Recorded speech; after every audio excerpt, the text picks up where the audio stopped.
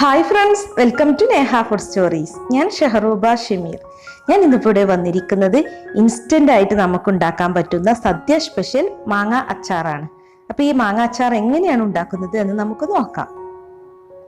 അപ്പൊ ഇതിനു വേണ്ടി 5 പച്ചമാങ്ങ ചെറിയ പീസായിട്ടാണ് ഞാൻ ഇവിടെ കട്ട് ചെയ്തെടുത്തിട്ടുള്ളത്. അപ്പൊ നല്ല ചെറിയ പീസായിട്ട് തന്നെ കട്ട് ചെയ്തെടുക്കണം. അപ്പൊ ഇതിലേക്ക് ആവശ്യത്തിന് ഉപ്പ് ചേർത്ത് കൊടുക്കണം. ഇനി ഇത് നല്ലവണ്ണം ഒന്ന് മിക്സ് ചെയ്ത് കൊടുക്കാം. എന്നിട്ട് നമ്മൾ ഇത് 1 മണിക്കൂർ നേരത്തേക്ക് മാറ്റി വെക്കണം. അപ്പൊ ഈ മാങ്ങയും ഉപ്പും ഒക്കെ നന്നായി മിക്സ് ആയി വന്നിട്ട് ഇതിൽ നിന്ന് വെള്ളം ഇറങ്ങും. അപ്പൊ അതിനുശേഷമേ നമുക്ക് ഈ അച്ചാർ ഉണ്ടാക്കിയെടുക്കാൻ പറ്റുള്ളൂ. പിന്നെ അച്ചാർ കുക്ക് ചെയ്തെടുക്കൊന്നും വേണ്ട, നമുക്ക് ഇൻസ്റ്റന്റ് ആയി ഉണ്ടാക്കാൻ പറ്റിയ ഒരു അച്ചാറാണിത്. അപ്പൊ ഇത് മാറ്റി വെക്കാം 1 മണിക്കൂർ നേരത്തേക്ക്. ഇപ്പൊ 1 മണിക്കൂർ കഴിഞ്ഞിട്ടുണ്ട്. ഇനി നമുക്ക് എന്തായി മാങ്ങയുടെ സ്ഥിതി എന്ന് നോക്കാം. മാങ്ങയിൽ നിന്ന് വെള്ളമൊക്കെ ഇറങ്ങി വന്നിട്ടുണ്ട്. അപ്പൊ നമുക്കിനി ഇത് എങ്ങനെയാണ് തയ്യാറാക്കി എടുക്കുന്നത് എന്ന് നോക്കാം. അപ്പൊ ആദ്യം തന്നെ ഇതിലേക്ക് 2 ടേബിൾ സ്പൂൺ മുളക് പൊടി ചേർത്ത് കൊടുക്കാം. ഇത് സാധാരണ മുളക് പൊടിയാണ്. പിന്നെ വേണ്ടത് കായപ്പൊടിയാണ്. ഞാനിവിടെ 1 ടീസ്പൂൺ കായപ്പൊടിയാണ് എടുത്തിട്ടുള്ളത്. പിന്നെ വേണ്ടത് 1 ടീസ്പൂൺ ഉലുവാപ്പൊടി. അപ്പൊ ഇതും കൂടി ഇതിലേക്ക് ചേർത്ത് കൊടുക്കാം.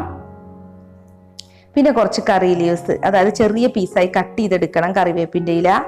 പിന്നെ ഒരു 3 പച്ചമുളക് ചെറിയ പീസായിട്ട് കട്ട് ചെയ്തെടുത്തതാണിത്. പിന്നെ വേണ്ടത് വെളിച്ചെണ്ണയാണ്. ഞാൻ 4 ടേബിൾ സ്പൂൺ വെളിച്ചെണ്ണയാണ് എടുത്തിട്ടുള്ളത്.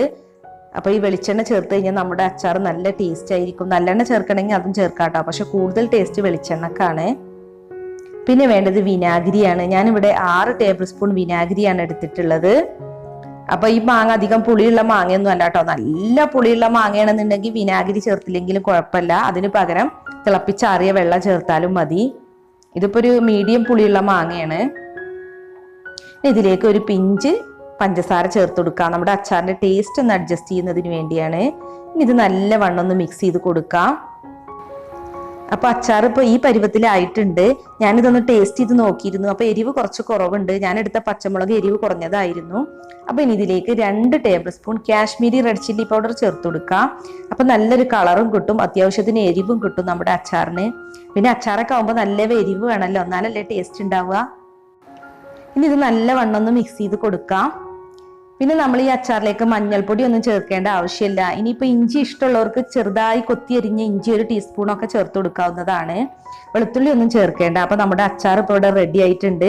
നല്ല റെഡ് കളർ കിട്ടിയിട്ടുണ്ട്. നല്ല ടേസ്റ്റി ആയ ഒരു അച്ചാർ തന്നെയാണ് കേട്ടോ. ഇത് വളരെ പെട്ടെന്ന് ഉണ്ടാക്കാൻ പറ്റുന്ന അടിപൊളി അച്ചാർ. അപ്പൊ നമുക്കിതൊരു സെർവിങ് ബൗളിലേക്ക് മാറ്റാം. പിന്നെ ഈ അച്ചാർ ഒരുപാട് കാലമൊന്നും ചീത്തയാവാതെ ഇരിക്കില്ല. നമ്മളിത് ഫ്രിഡ്ജിൽ തന്നെ സൂക്ഷിക്കണം, എന്നാലേ ഇതിപ്പോ കുറെ കാലം ഇരിക്കുള്ളൂ. അപ്പൊ നമ്മുടെ ഇൻസ്റ്റന്റ് സദ്യ സ്പെഷ്യൽ പച്ചമാങ്ങ അച്ചാർ ഇവിടെ റെഡി ആയിട്ടുണ്ട്. അപ്പൊ എല്ലാവരും ഒന്ന് ട്രൈ ചെയ്ത് നോക്കുക, എന്നിട്ട് ഫീഡ്ബാക്ക് അറിയിക്കുക. അപ്പൊ ഈ വീഡിയോ ഇഷ്ടമായിട്ടുണ്ടെങ്കിൽ ഒന്ന് ലൈക്ക് അടിച്ചേക്കണേ. അതോടൊപ്പം നിങ്ങളുടെ ഫ്രണ്ട്സുമായി ഷെയർ ചെയ്യാനും മറക്കല്ലേ. അപ്പൊ നാളെ മറ്റൊരു അടിപൊളി വീഡിയോയുമായി നമുക്ക് വീണ്ടും കാണാം. താങ്ക്